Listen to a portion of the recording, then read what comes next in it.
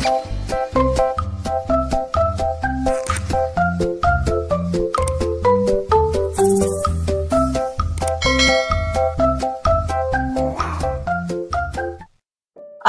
Assalamualaikum warahmatullahi wabarakatuh. Pada kesempatan hari ini, saya mau menjelaskan tentang distribusi normal. Dimana sebelum masuk ke distribusi normal, materi prasyaratnya itu kalian harus belajar tentang variabel acak kontinu. Nah, ada yang tahu nggak variabel acak kontinu itu apa sih?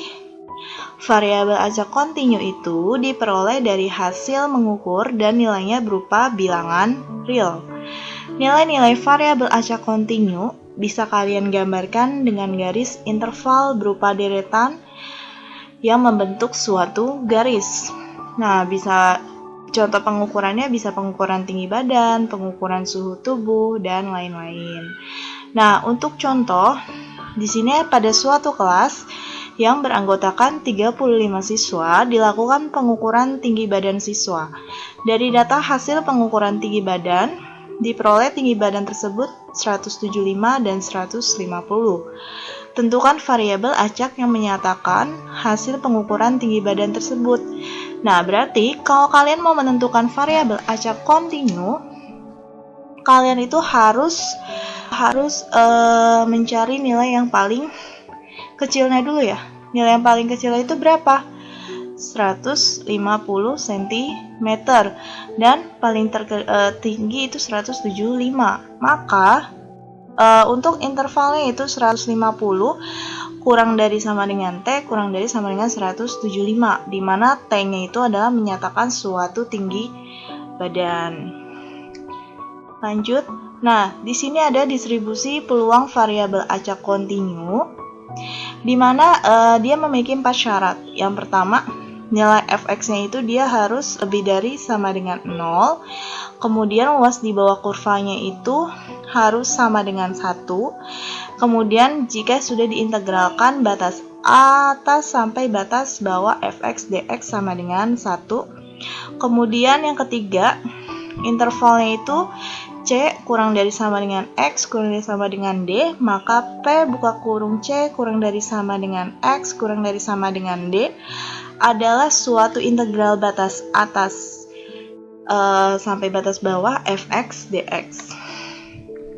Yang terakhir, nilai Px sama dengan X ekuivalen 0 dan Px besar kurang dari sama dengan X sama dengan Px besar kurang dari X. Dan sebaliknya, kalau dia lebih dari sama dengan, maka dia juga lebih dari X. Nah, di sini ada fx.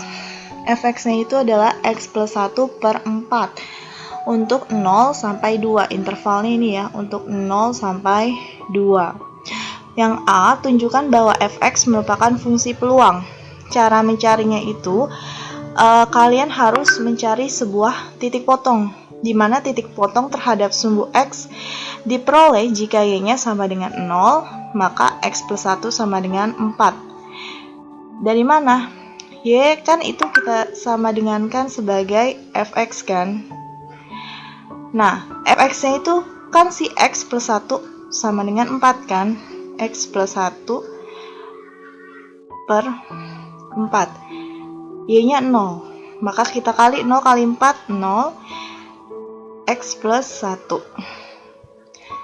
Maka X sama dengan negatif 1 ya. Benar ya. Kemudian maka titik potongnya adalah negatif 1,0.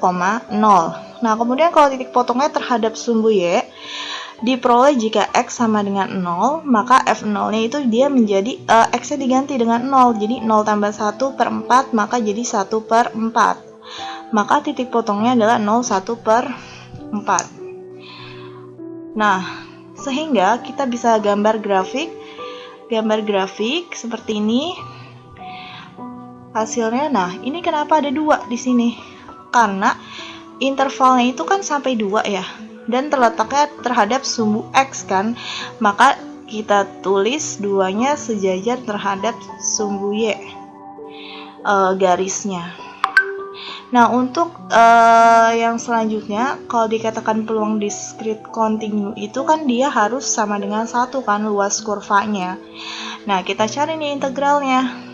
Integral awal kan intervalnya 0 sampai 2 ya. Kita cari 0 sampai 2 x plus 1 per 4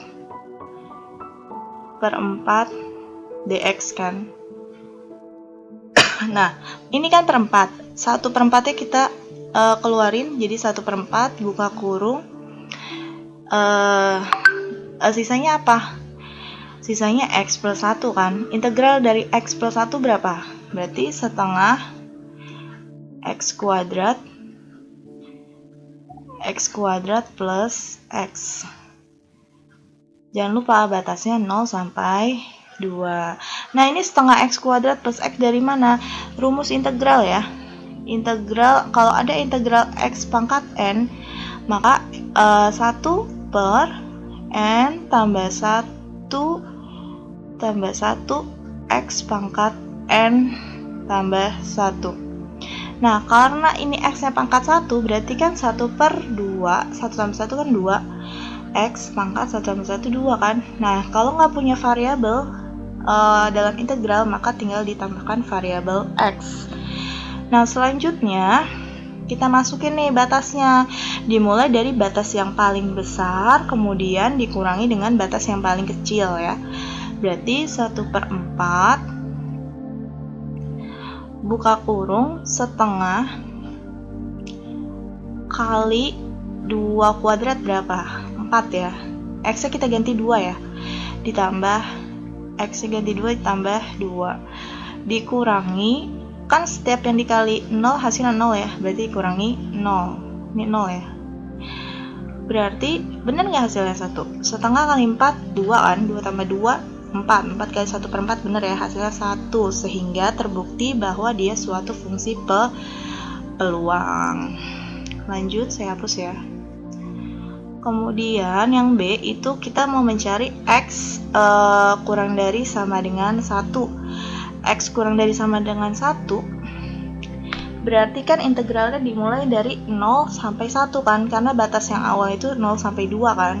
Berarti tulis 0, 1. Tadi integralnya masih sama, 1/4 buka kurung setengah x kuadrat tambah x. Nah, kita masukin satu batasnya berarti ya.